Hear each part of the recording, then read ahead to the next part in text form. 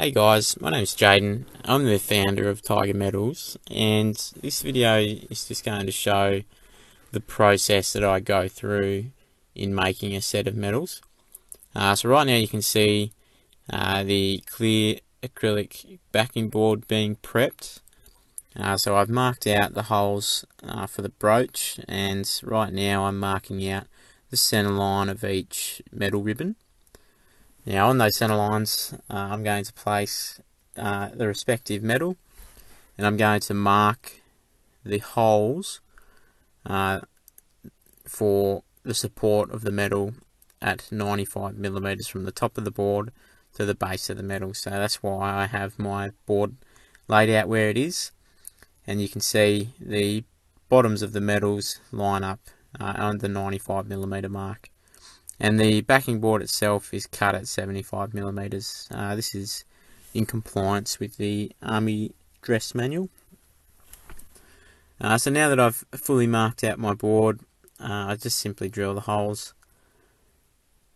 The backing board that the Army Dress Manual recommends is a 2mm acrylic. The board that I use is a 3mm acrylic.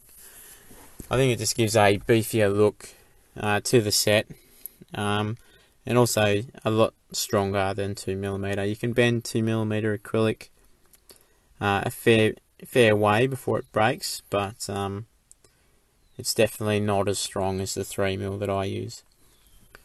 So now that I've drilled out all my holes, I'm going to apply some double-sided tape to secure the ribbons to the backing board. The tape that you use, and this is really important, needs to be acid free. So it doesn't matter how good your ribbon is, if you use a tape that has any acids in it, over time it's going to discolor it and make it fade. I'm sure you've all seen some pretty tired looking sets of metals out there where the color has almost fully gone in the set of metals. So I've prepped the board now. I'm just getting ready to put the ribbon on. So I'm cutting it into 30cm lengths. Whatever doesn't get used out of that 30cm on the full size set goes towards the ribbon bar.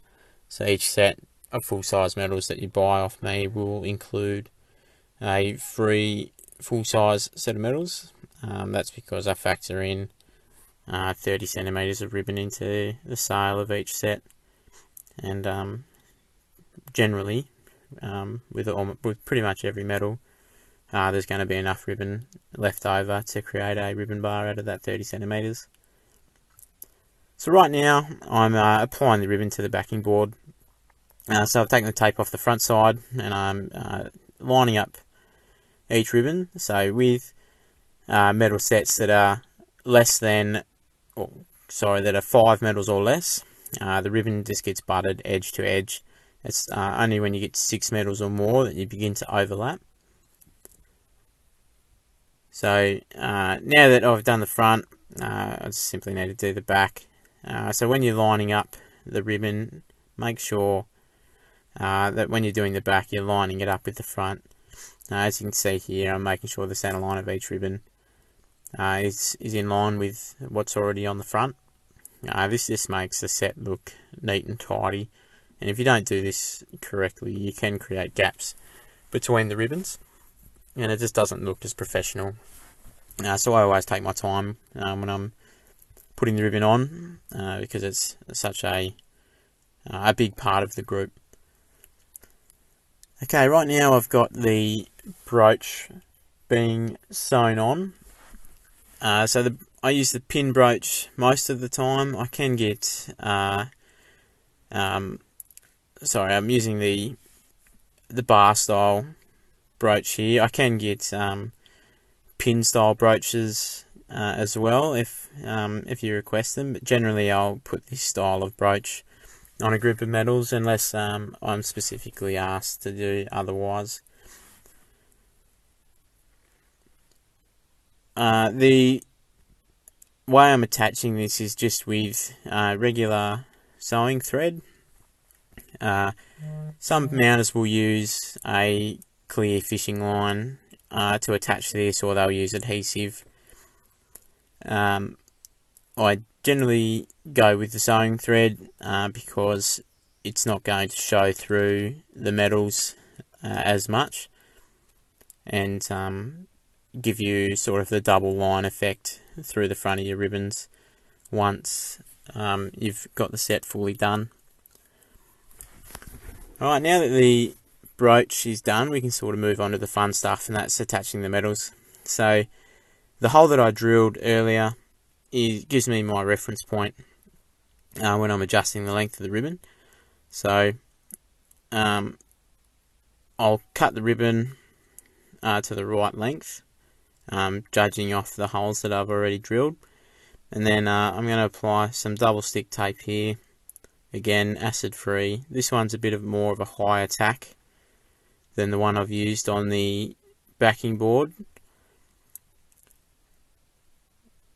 And again, lining up the ribbon is pretty important, because you do notice that some sets that are mounted poorly, one of the biggest things that you can pick is that when you look at the metal, the overlapping ribbon doesn't line up with the ribbon of the backing board itself. So I always take my time when doing this to make sure that all the ribbon lines up nicely and it looks neat. Alright, right now I'm attaching the ribbon with some clear fishing line. I use the fishing line because it's clear, it's harder to spot at a distance, and B, it's quite strong. Some mounters will use thread that's been colour matched to the metal. I generally don't do this. The first set I ever mounted, I used that technique, but the wear on the metals, well, not the wear, after its first wear on the metals, some of that thread actually broke, and I got a couple of loose metals on the first set I did. Luckily it was a set, a personal set, and I didn't upset any customers, but yes, ever since that's happened to me, I've used the fishing line, and I so far haven't had any issues. So the war metal mounts pretty well the same as the Australian service metal, because it's a bar swung metal. It's pretty straightforward. The only thing you've really got to worry about is the length of the metal overall, and making sure that it's always 95mm. With the war metal and the Australian service metal, it's pretty easy because they're exactly the same size. You just make sure that you get the first one right, and then you line up the second one right next to it. And again, I'm just using the fishing line to attach the metal. Pretty straightforward. You'll notice that when I'm attaching these metals, I'm not using any adhesive underneath the metal itself. There's two reasons for this. The first reason is it goes against the Army Dress Manual. It states in the Army Dress Manual that no adhesive is to be used to attach metals to the backing board. And the second reason is, if this was a set of originals, you run the risk of damaging the metals themselves. And if I'm working on someone's metals that may be prized among the family, I don't want to run the risk of damaging those metals. So I'm going to do the best practice, even if it's for replicas. And the fishing line's sufficient to hold the metals down. So you notice that because I've now mounting the two ring swung metals, that I'm going to have to introduce a fold into the ribbon. Now the way that I make this fold quite crisp is by using these bits of clear plastic here. So these are actually bits of laminator sheet that I've put through the laminator with no paper in it, and it creates a nice rigid thin plastic. So I've pretty much just cut a nice triangle shape into them, and now I'm wrapping some more tape around them, and I'm going to sandwich this in between the ribbon once I've got the metal on, and it creates a nice clean fold, and it's also repeatable. So especially with the World War II stars, you can get a lot in a set, and if all those medals are folded exactly the same, the set turns out really nice. And you'll notice, even with these two, it looks really good at the end when the two stars are mounted. Are folded exactly the same way. Alright, so with the World War II stars, I'll generally tie... Sorry, I'm saying generally a lot here. But I will always tie the top of the star as well as down near the king's crown as well. So there'll be two tie downs on the star, just because if you tie it down at the top and not at the bottom as well, the star will swing from left to right. And you'll see me struggling with this star, trying to get it to sit on top of the war medal, and it's not really playing ball with me until I add the 3945 star. But it is supposed to sit atop the war medal. So that's the first tie down done. And you'll see now that I'm going to put one over top of the king's crown on the top of the horizontal arms of the star. Pretty straightforward. The marking of the stars is quite important. Sometimes the stars won't be exactly the same size, so make sure you use each respective star when you're marking it out, in order to ensure that the bottom level of the medals is in line with each other.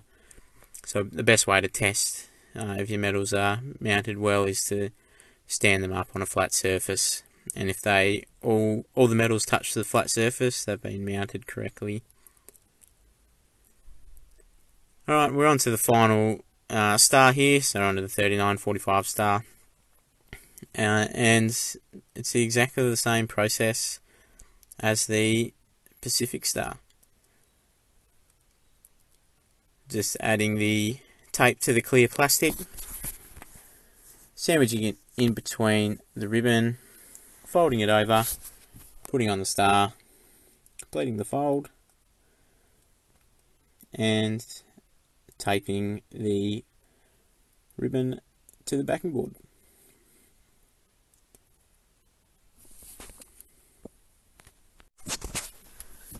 So this video wasn't necessarily meant as a tutorial, but I'm sure you could get a lot out of it if you really wanted to.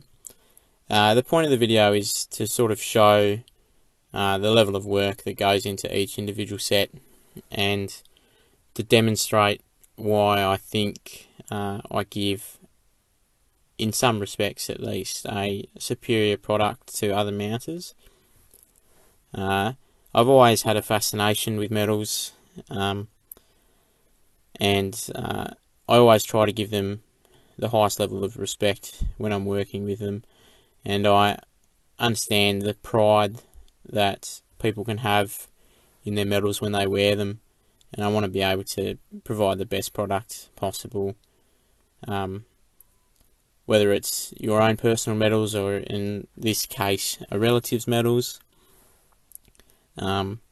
Yeah, my goal is always to have the best looking set of medals.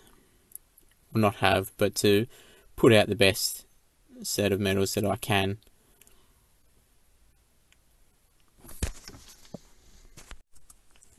So we're pretty much wrapping up now. Thanks for taking the time to watch the video.